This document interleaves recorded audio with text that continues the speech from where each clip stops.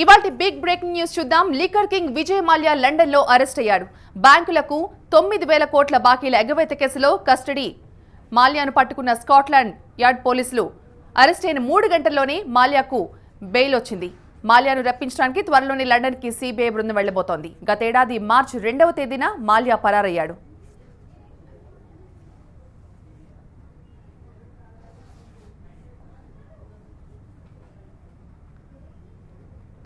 బ్యాంకులకు బాకీలు ఎగ్గొట్టి ఏం చేసుకుంటారో చేసుకోండి అన్నట్లుగా ప్రవర్తించిన liquor king Vijay Mallya London లో అరెస్ట్ అయ్యాడు. లండన్ కాలమానం ప్రకారం ఉదయం 9:30కి మాల్యాను పట్టుకున్నారు పోలీసులు. నేరస్తుల అప్పగింత ఒప్పందం కింద యునైటెడ్ కింగ్డమ్ మాల్యాను అరెస్ట్ చేయడానికి ఎట్టకేలకు ఒప్పుకుంది. వాస్తవానికి ఇదే ఒప్పందం కింద మాల్యాను అరెస్ట్ చేయాలని భారత్ గతంలో కోరినా యూకే ఒప్పుకోలేదు. కానీ భారత్ పదే పదే విజ్ఞప్తులు చేయడంతో పాటు మాల్యా బాకీల ఎగవేతను యూకే సర్కార్కు వివరించడంతో సానుకూల ఫలితం వచ్చింది. 17 బ్యాంకులు, వడ్డీలు, ఇతర ఖర్చులు కలుపుకుని 9,000 కోట్ల రూపాయల బాకీ. విజయ్ మాల్యాపై బాకీల కత్తి వేలాడుతోంది. మాల్యాపై ప్రధానంగా 3 కేసులున్నాయి. ఒకటి బ్యాంకులకు బాకీల ఎగవేత, రెండోది మనీ లాండరింగ్, మూడోది ఫెమా ఉల్లంఘన కేసు. మాల్యాను భారత్కి రప్పించాలన్న భారత్ విజ్ఞప్తిని అంగీకరించినట్లు ఫిబ్రవరి 21న యునైటెడ్ కింగ్డమ్ను హోం మంత్రిత్వ శాఖ వెల్లడించింది. దీంతో మాల్యా అరెస్టుకు అప్పట్లోనే రంగం సిద్ధమైంది. మాల్యా పాస్పోర్ట్ రద్దయింది కాబట్టి ఆయన్ను నేరస్తుల అప్పగింత ఒప్పందం కింద భారత్కు రప్పించడమే మిగిలింది. ఫలితంగా త్వరలో సిబిఐ బృందం లండన్కు వెళ్లి ఈ ప్రక్రియను పూర్తి చేస్తుంది. మాల్యాను భారత్కు రప్పిస్తామని ఆర్థిక శాఖ సహాయ మంత్రి సంతోష్ గంగ్వార్ తేల్చి చెప్పారు. ఎంతటి వారినైనా భారత్కి రప్పిస్తామని ఆయన చెప్పారు. होती है उस प्रक्रिया के तहत ही हम कार्रवाई करेंगे। मेरा मानना है कि हम किसी भी ऐसा कदम नहीं उठाएंगे जो लगे कि हम कानून के विपरीत जा रहे हैं। हम और किसी भी व्यक्ति को छोड़ेंगे नहीं जो कानून की सीमा में है, जिसने देश के साथ अपराध किया है ना। ऐसा है कि अपराधी जो भी होगा उसको हम नहीं छोड़ेंगे। और ये इसमें आप जो बता रहे हैं अभी आज तो शुरुआत है, इसकी जानकारी मिली है। अब इसके पूरी तथ्यों की जानकारी करने के बाद ही कोई टिप्पणी की जा सकती है ना। हम मानते नहीं है, हम निश्चित रूप से लाने का काम करेंगे, पर वो प्रक्रिया के तहत लाने की बात है, उसके हिसाब से लाएंगे और देश के साथ जो कुछ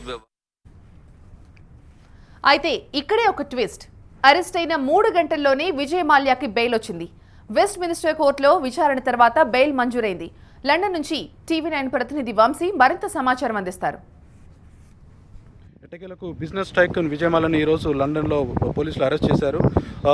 వెస్ట్ మినిస్టర్ మెజిస్ట్రేట్ కోర్టులో ఇప్పుడు ప్రొడ్యూస్ చేస్తున్నారు.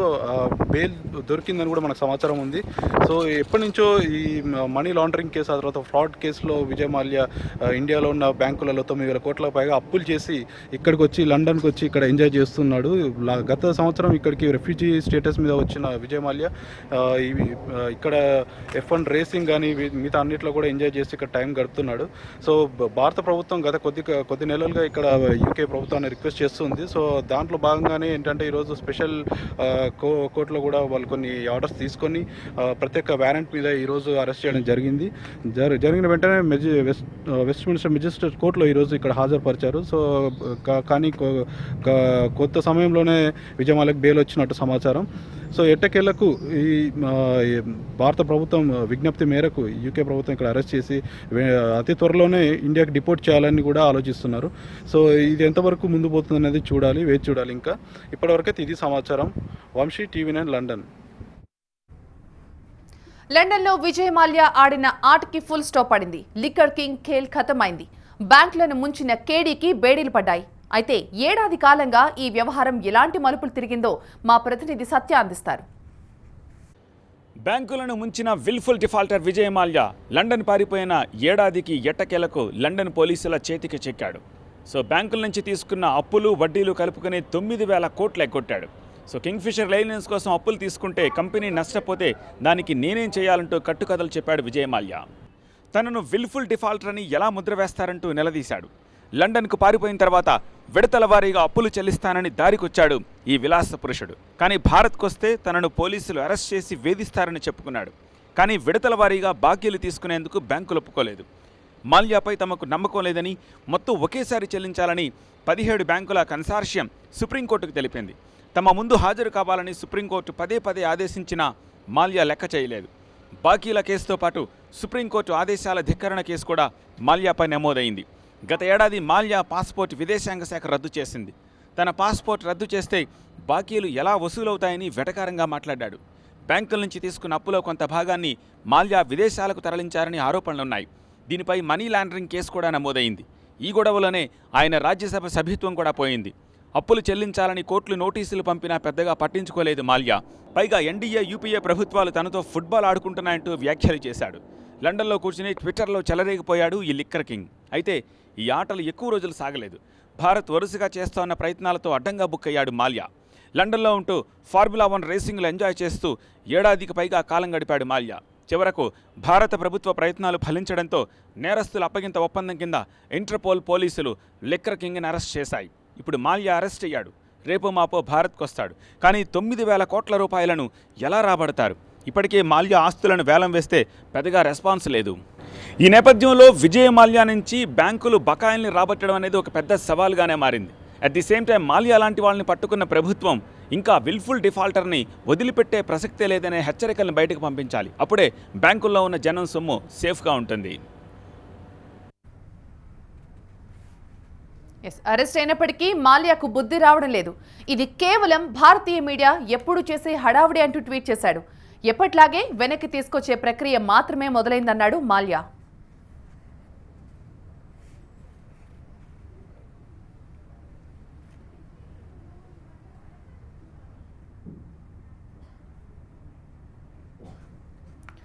లిక్కర్ కింగ్ విజయ్ మాల్యా లండన్లో అరెస్ట్. బ్యాంకులకు 9,000 కోట్ల బాకీల ఎగవేత కేసులో విజయ్ మాల్యాను కస్టడీలోకి తీసుకున్నారు స్కాట్లాండ్ యార్డ్ పోలీసులు. అయితే అరెస్ట్ అయిన 3 గంటల్లోనే మాల్యాకు బెయిల్ వచ్చింది. మాల్యాను రప్పించడానికి త్వరలో లండన్కి సిబిఐ బృందం వెళ్లబోతోంది. గతేడాది మార్చి 2వ తేదీన మాల్యా పరారయ్యాడు. బ్యాంకులకు బాకీలు ఎగ్గొట్టి ఏం చేసుకుంటారో చేసుకోండి అన్నట్లు ప్రవర్తించిన లిక్కర్ కింగ్ విజయ్ మాల్యా లండన్లో అరెస్ట్ అయ్యాడు. లండన్ కాలమానం ప్రకారం ఉదయం 9:30కి మాల్యాను పట్టుకున్నారు పోలీసులు. నేరస్తుల అప్పగింత ఒప్పందం కింద యునైటెడ్ కింగ్డమ్ మాల్యాను అరెస్ట్ చేయడానికి ఎట్టకేలకు ఒప్పుకుంది. వాస్తవానికి ఇదే ఒప్పందం కింద మాల్యాను అరెస్ట్ చేయాలని భారత్ గతంలో కోరినా యూకే ఒప్పుకోలేదు. కానీ భారత్ పదే విజ్ఞప్తులు చేయడంతో పాటు మాల్యా బాకీల ఎగవేతను యూకే సర్కార్కు వివరించడంతో సానుకూల ఫలితం వచ్చింది. 17 బ్యాంకులు, వడ్డీలు, ఇతర ఖర్చులు కలుపుకుని 9,000 కోట్ల రూపాయల బాకీ. విజయ్ మాల్యాపై బాకీల కత్తి వేలాడుతోంది. మాల్యాపై ప్రధానంగా 3 కేసులున్నాయి. ఒకటి బ్యాంకులకు బాకీల ఎగవేత, రెండోది మనీ లాండరింగ్, మూడోది ఫెమా ఉల్లంఘన కేసు. మాల్యాను భారత్కి రప్పించాలన్న భారత విజ్ఞప్తిని అంగీకరించినట్లు ఫిబ్రవరి 21న యునైటెడ్ కింగ్డమ్ హోం మంత్రిత్వ శాఖ వెల్లడించింది. దీంతో మాల్యా అరెస్టుకి అప్పట్లోనే రంగం సిద్ధమైంది.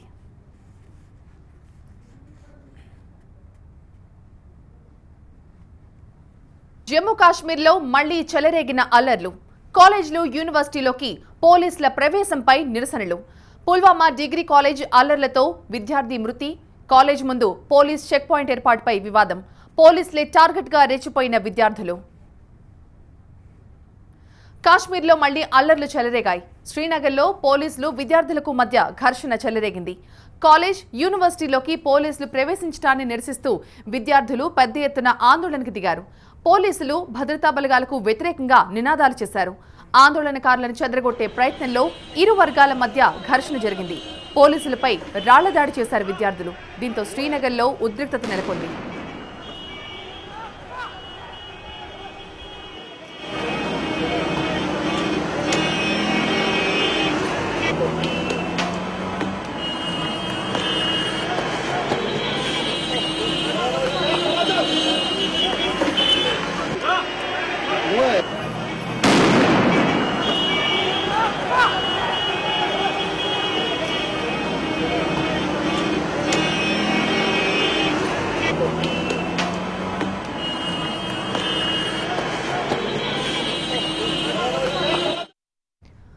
పుల్వామా డిగ్రీ కాలేజీలో జరిగిన అల్లర్లలో ఓ విద్యార్థి చనిపోయాడు.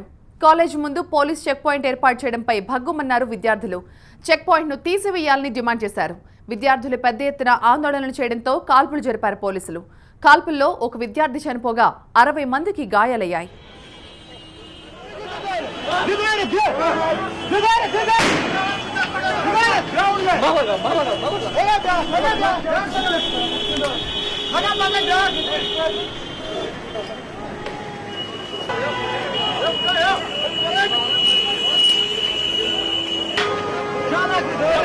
విద్యార్థి మృతికి నిరసనగా ఇవాళ మళ్లీ అల్లర్లు చెలరేగాయి. పోలీసులే టార్గెట్ గా రెచ్చిపోయారు. విద్యార్థులు రాళ్లతో దాడులు చేశారు. కాలేజీలు, విశ్వవిద్యాలయాల్లోకి పోలీసులను అనుమతించకూడదని డిమాండ్ చేశారు. తాజా అల్లర్ల నేపథ్యంలో శ్రీనగర్లో భారీగా మోహరించారు పోలీసులు. సమస్యాత్మక ప్రాంతాల్లో అదనపు బలగాలను మోహరించారు.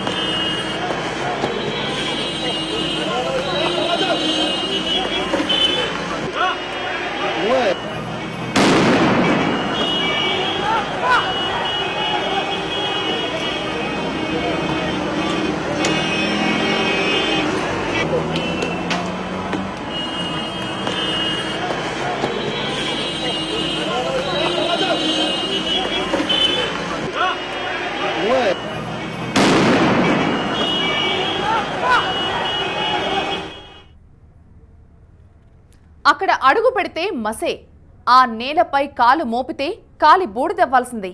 భూమి నుంచి ఎగసిపడుతున్న సెగలు ఇద్దరిని బలి తీసుకున్నాయి. మైసూర్ శివార్లలో మండుతున్న భూమి స్థానికులను భయాందోళనకు గురిచేస్తోంది. నేల నుంచి మంటలు వస్తూ ఉండడంతో కర్ణాటక సర్కార్ నిపుణుల కమిటీని ఏర్పాటు చేసింది. మైసూర్కు సమీపంలో ఉన్న ఈ నేల సెగలు కక్కుతూ ఉండడం అనేక అనుమానాలు రేకెత్తిస్తోంది. ఇక్కడ భూమి మండుతుందన్న విషయం తెలియక వెకేషన్కు వచ్చిన ఇద్దరు విద్యార్థులు సజీవ దహనమయ్యారు. అయితే విద్యార్థుల మృతిపై ఆరా తీయగా నేల నుంచి మంటలు రావడం గ్రహించారు పోలీసులు.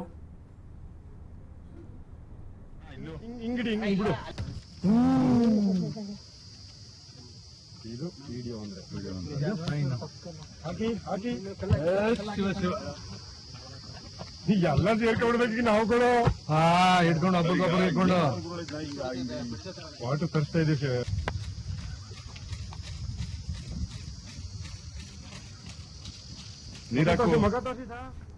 అక్రమంగా పారిశ్రామిక వ్యర్థాలను అక్కడ పడవేయడంతోనే భూమి కాలుష్యమైందని నిపుణుల కమిటీ తేల్చింది. అందుకే కలుషితమైన 4.5 ఎకరాల భూమిలో మంటలొస్తున్నాయని తేల్చారు. వెంటనే అక్కడున్న వారందరినీ సురక్షిత ప్రాంతాలకు తరలించి పరిశోధన చేపట్టారు శాస్త్రవేత్తలు.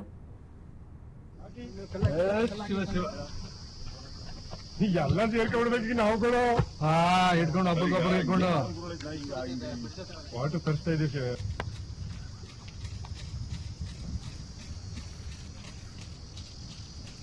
ಮಗ ತೋರಿಸಿ ಸರ್ ಮಗ ತೋರಿಸಿ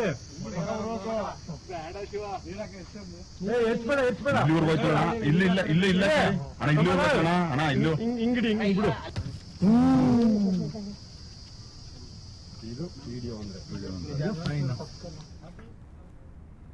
అక్కడ అడుగు పెడితే మసే, ఆ నేలపై కాలు మోపితే కాలి బూడిదవ్వాల్సిందే. భూమి నుంచి ఎగిసి పడుతున్న సెగలు ఇద్దరిని బలి తీసుకున్నాయి. మైసూర్ శివార్లలో మండుతున్న భూమి స్థానికులను తీవ్ర భయాందోళనకు గురిచేస్తోంది. నేల నుంచి మంటలు వస్తూ ఉండడంతో కర్ణాటక సర్కార్ నిపుణుల కమిటీని ఏర్పాటు చేసింది. మైసూర్కు సమీపంలో ఉన్న ఈ నేల సెగలు కక్కుతూ ఉండడం అనేక అనుమానాలు రేకెత్తిస్తోంది. ఇక్కడ భూమి మండుతుందన్న విషయం తెలియక వెకేషన్కు వచ్చిన ఇద్దరు విద్యార్థులు సజీవ దహనమైపోయారు. అయితే విద్యార్థుల మృతిపై ఆరా తీయగా నేల నుంచి మంటలు రావడం గ్రహించారు పోలీసులు. అక్రమంగా పారిశ్రామిక వ్యర్థాలను అక్కడ పడేయడంతోనే భూమి కాలుష్యమైందని నిపుణుల కమిటీ తేల్చింది. అందుకే కలుషితమైన 4.5 ఎకరాల భూమిలో మంటలు వస్తున్నాయని తేల్చారు. వెంటనే అక్కడున్న వారందరినీ సురక్షిత ప్రాంతాలకు తరలించి పరిశోధన చేపట్టారు శాస్త్రవేత్తలు.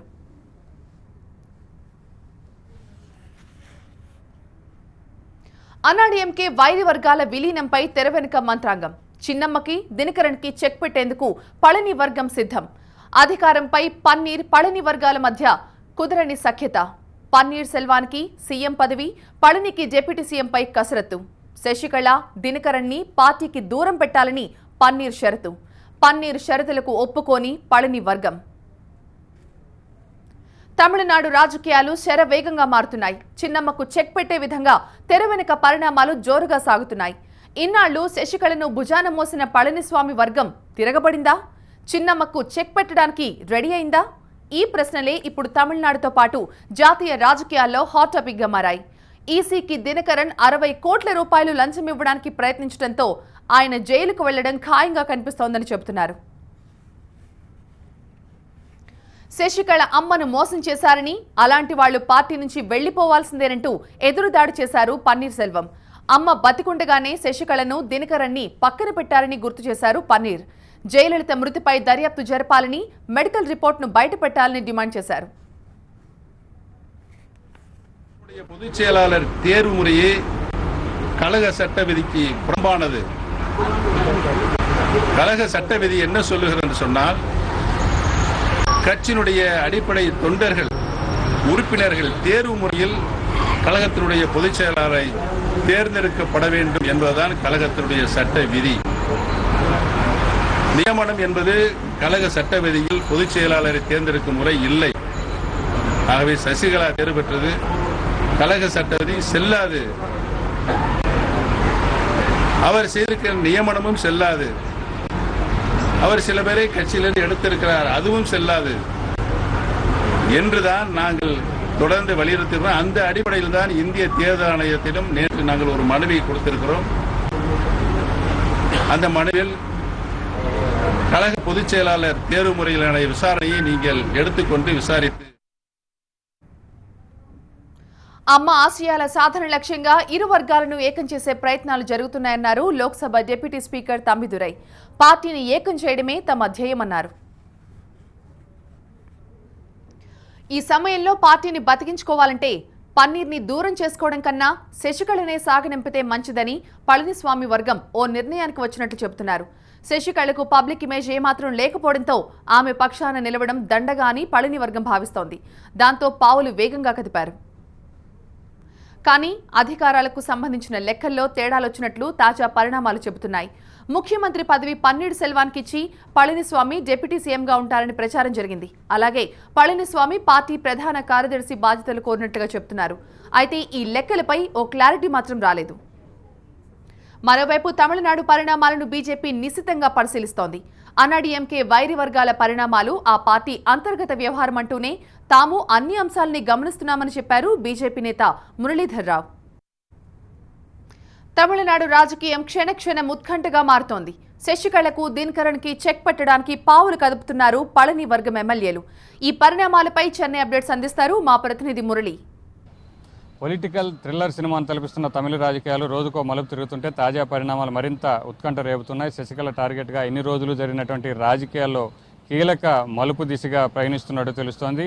పన్నీర్ సెల్వం ఇన్ని రోజుల పాటు కూడా పళనిస్వామి ప్రభుత్వాన్ని వ్యతిరేకిస్తూ జరుగుతున్నటువంటి పరిణామాలన్నింటిపై కూడా ఒక పోరుబాట కొనసాగిస్తుంటే తాజాగా జరుగుతున్నటువంటి పరిణామాలు ఈ రెండు వర్గాలు కూడా కలిసిపోయేందుకు దాదాపు అన్ని ఏర్పాట్లు కూడా జరిగిపోయినట్లు సంకేతాలు అందుతూ ఉన్నాయి.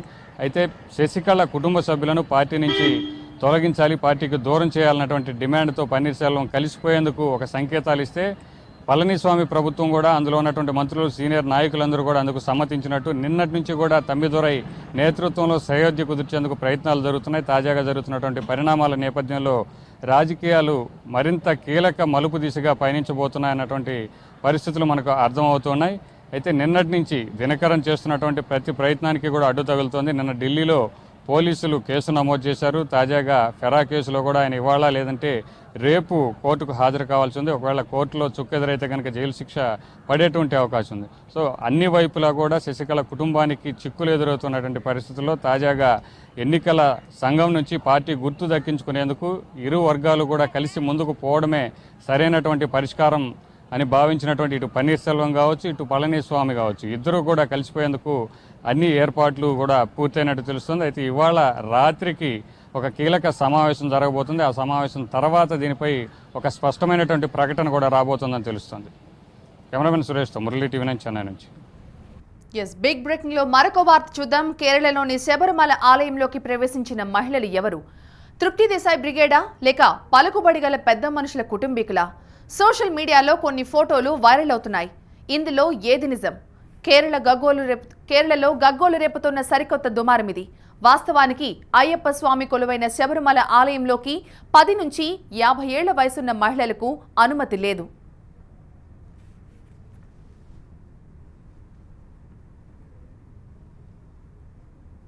శబరిమల ఆలయంలో ఆడవారి ప్రవేశంపై రగడ మరోసారి రగిలించింది సోషల్ మీడియాలో సర్క్యులేట్ అవుతున్న ఒక వీడియో. 10 నుండి 50 ఏళ్ల వయసున్న మహిళల్ని శబరిమలలోకి ప్రవేశించడాన్ని నిషేధించింది. అయితే దీనిపై న్యాయస్థానంలో ప్రస్తుతం కేసు నడుస్తోంది. మహిళలకు శబరిమల ఆలయంలో ఎందుకు ప్రవేశం కల్పించడం లేదని, లింగ వివక్ష ఎందుకు చూపిస్తున్నారని గతంలో అత్యున్నత న్యాయస్థానం ఆగ్రహం వ్యక్తం చేసింది. మహిళలకు ఆలయ ప్రవేశంపై తమకు ఎలాంటి అభ్యంతరం లేదని కేరళ ప్రభుత్వం ఇప్పటికే కోర్టులో అఫిడవిట్ను దాఖలు చేసింది. అయితే ట్రావెన్కోర్ దేవస్థానం బోర్డు, కొన్ని హిందూ సంస్థలు మాత్రం మహిళలకు ఆలయ ప్రవేశాన్ని తీవ్రంగా వ్యతిరేకిస్తున్నాయి. 10 నుంచి 50 ఏళ్లలోపు మహిళలకు ఎట్టి పరిస్థితుల్లో ప్రవేశం కల్పించకూడదని వాదిస్తున్నారు. ఇది ఆలయ సంప్రదాయాలకు విరుద్ధమని చెబుతున్నారు. ఒక్క శబరిమలే కాదు, హజాలీ దర్గా, శని సింగనాపూర్ లాంటి ఆలయాల్లో కూడా ఇలాంటి వివాదమే నడిచింది. భూమాతా బ్రిగేడ్ సంస్థ లాంటి కొన్ని సంస్థలు న్యాయ పోరాటం చేశాయి. కొన్ని ప్రభుత్వాలు దిగొచ్చి మహిళలకు ఆలయ ప్రవేశం కల్పించాయి. ఇక ఇప్పుడు శబరిమల వంతు.